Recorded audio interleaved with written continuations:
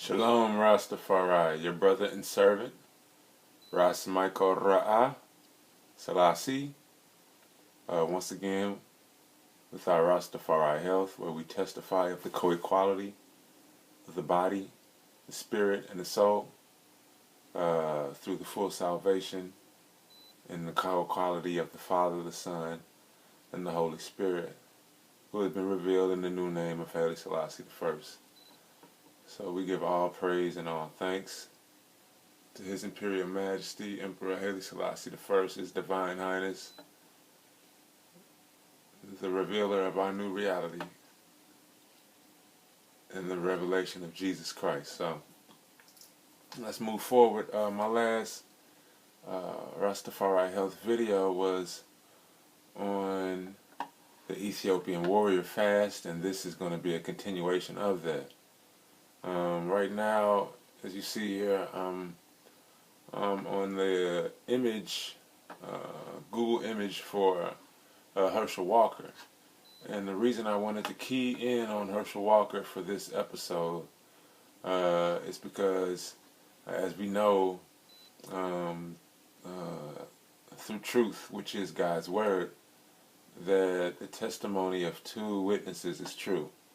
So I have testified to the I them on the blessing and the liberty of the Ethiopian Warrior Fast, and I want to share another Wyndham covered in the blood of Christ who testifies of the Ethiopian Warrior Fast as well.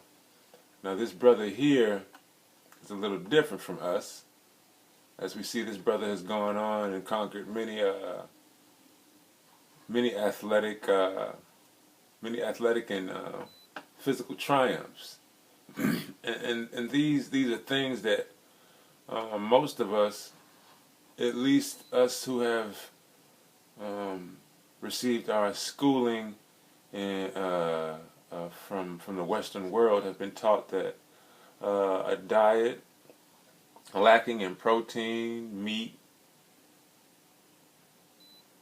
and poultry would keep one from ever looking like this, keep one from ever being the successful of a physical athlete. And I find it really important to share this with the IDEM so that we all know the truth.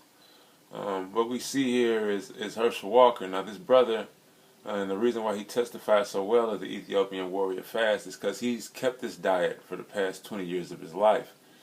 He eats a soup, a salad, and a little bit of bread. I'm sure some other things, but he does not eat meat and has never lifted weights. He has always done only body weight workouts. So you can imagine how crazy he looked in the NFL, being the only person who never had and never planned on ever lifting weights. Mind you, I did say NFL. The brother was one of the best running backs in the NFL, and still is known as one of the best running backs in the NFL. So, once again, I testify of the Ethiopian warrior diet and its strength because it is unoffensive to the African biology. When I say unoffensive to the African biology, I mean this. Our Imperial Majesty, Emperor Haile Selassie I, has stated that all man, people, and race are precisely the same.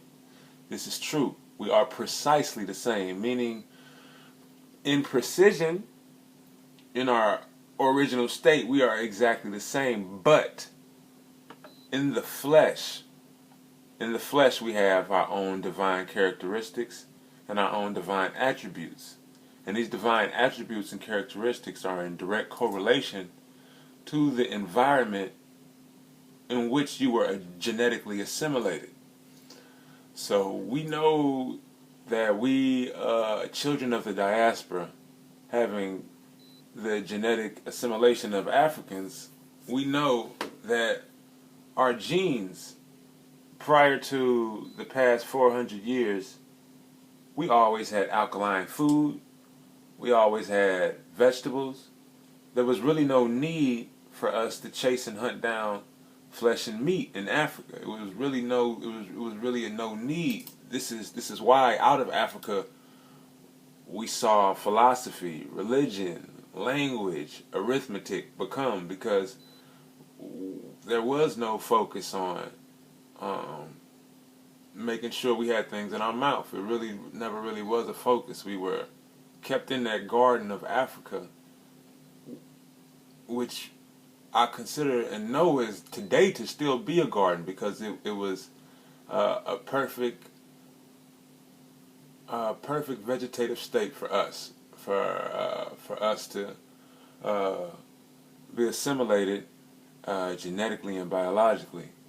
And through our assimilation in Africa, we have certain genetic attributes, and the genetic attribute of the African is his strength upon a vegetarian diet, and his strength upon diets that include low amounts of insulin.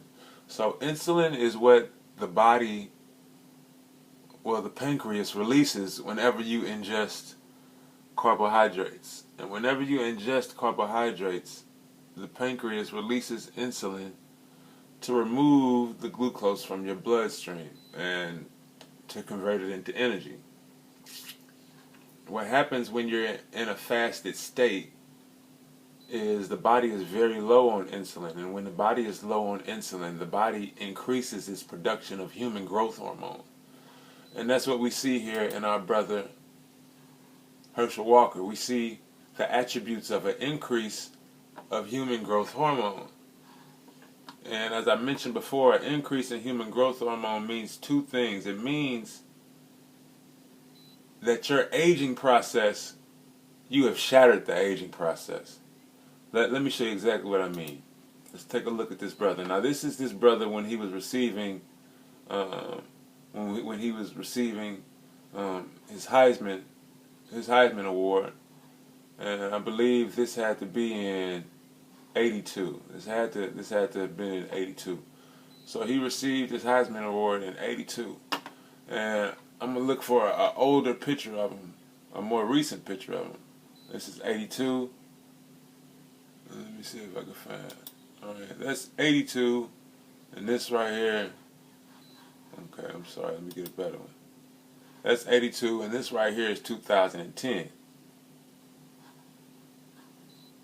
Right, not too much of a difference. Actually, in I&I sight, I believe the Wyndham looks a lot better in 2010 than what you really see in 1982.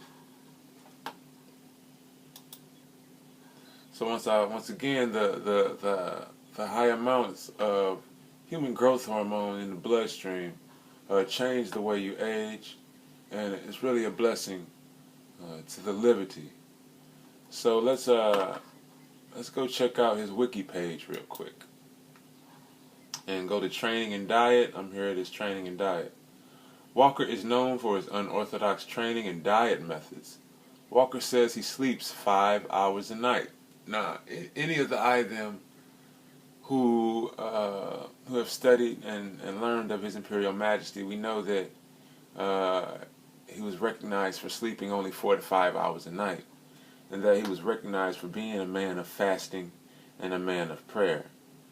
And so we see these same attributes here within our brother Herschel Walker. So Walker says he sleeps 5 hours a night and eats only one meal a day, skipping breakfast and lunch. So when you skip breakfast and lunch, as I was telling you before, that usually includes you fasting for at least 18 hours a day. Okay? And it says here that his diet is made up mostly of bread, soup, and salad. Walker has participated in a variety of sports, including football, Olympic bobsledding, track and field, taekwondo, and ballet dancing, instead of lifting weights. So he has never lifted weights. So when you look at the brother in his physique, remember that this brother has never wrapped his hands around a dumbbell or a bench press. He's never done any of those things. Let me tell you what he does. He has a daily regimen of 750 push-ups, to 1,050. So anywhere in between to 750 to 1,050 push-ups and 2,000 sit-ups. He has been going through this same routine since high school. So once again, what a blessing we see here, testified to by Herschel Walker. Let me ask you all this: what happens when the polar bear? What happens if the polar bear is fed the diet of a gorilla by a zookeeper? Death is what happens. You see, because the polar bear was not genetically assimilated in an environment that included vegetables and no blood or flesh. You see, the gorilla eats vegetables and no blood or flesh.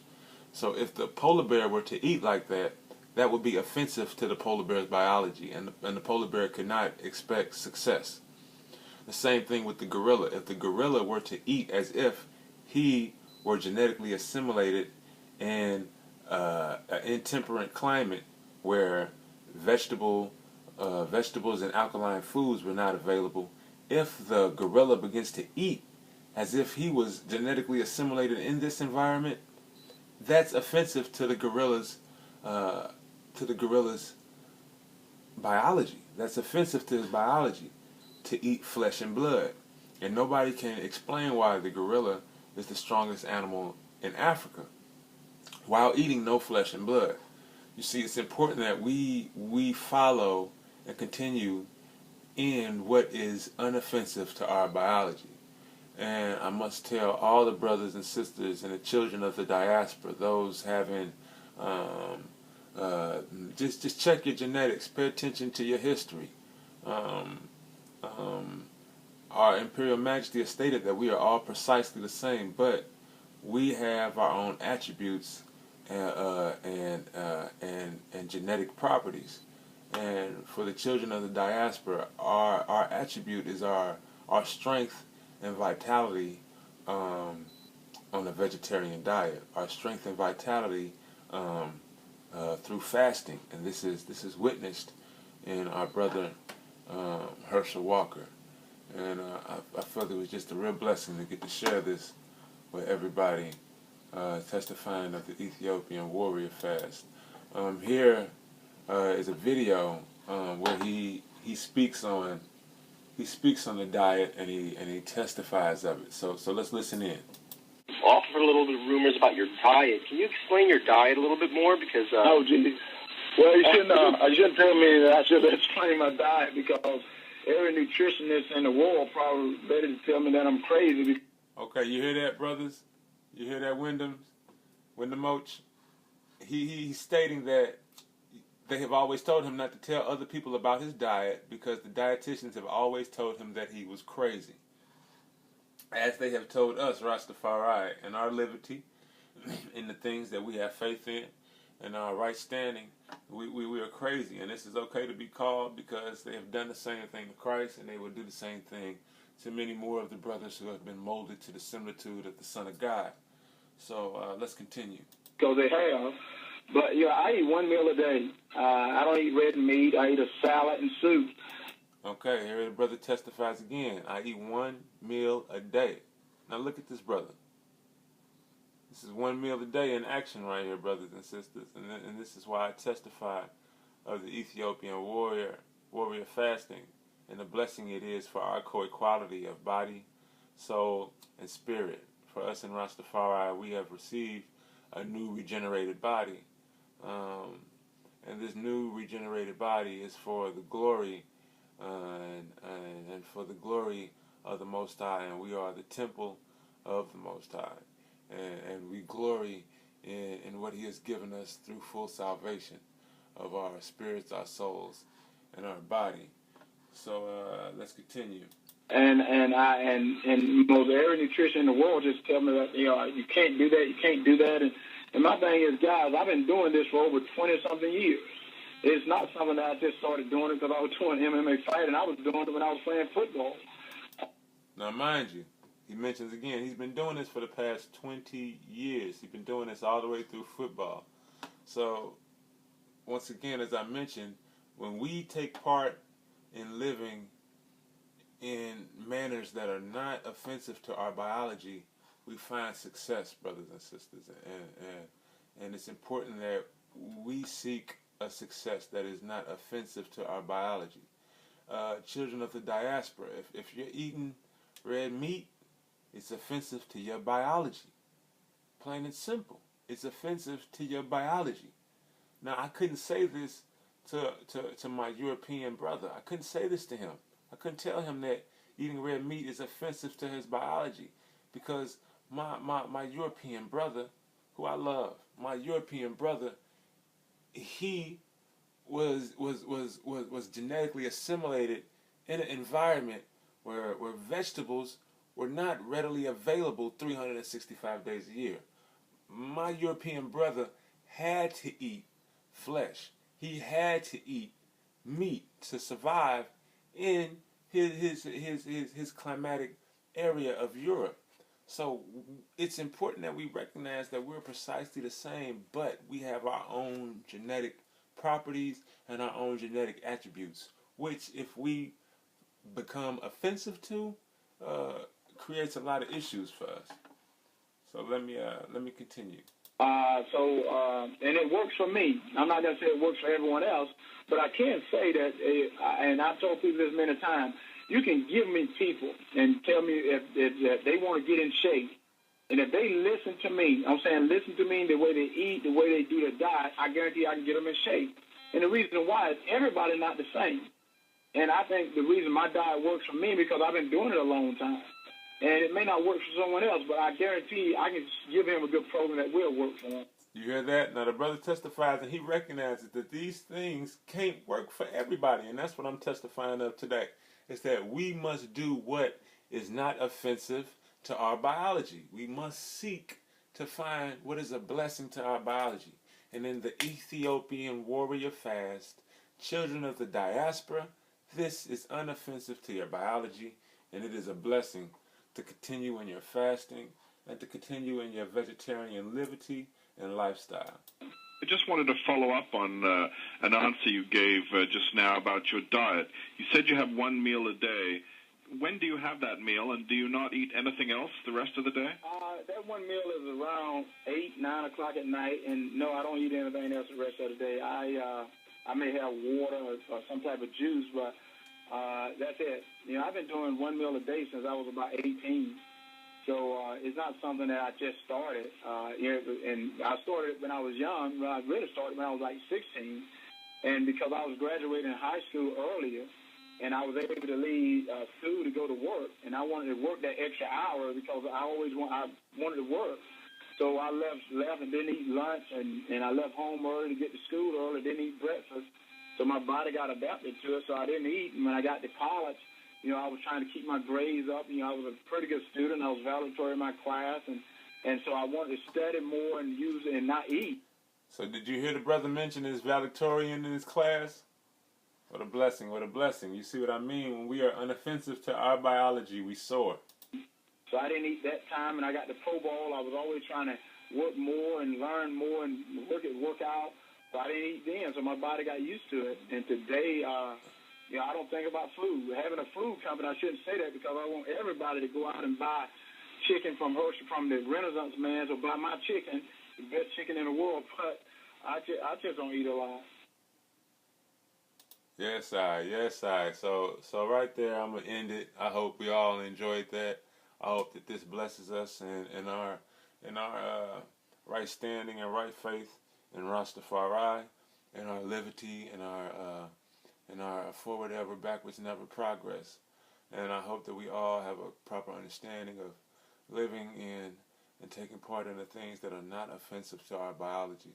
For when we do these things, we strengthen ourselves to testify of the co-equality of our spirit, our souls, and our body, which is the blessing in and through the full salvation of Haile Selassie I, who is the revelation of Jesus Christ.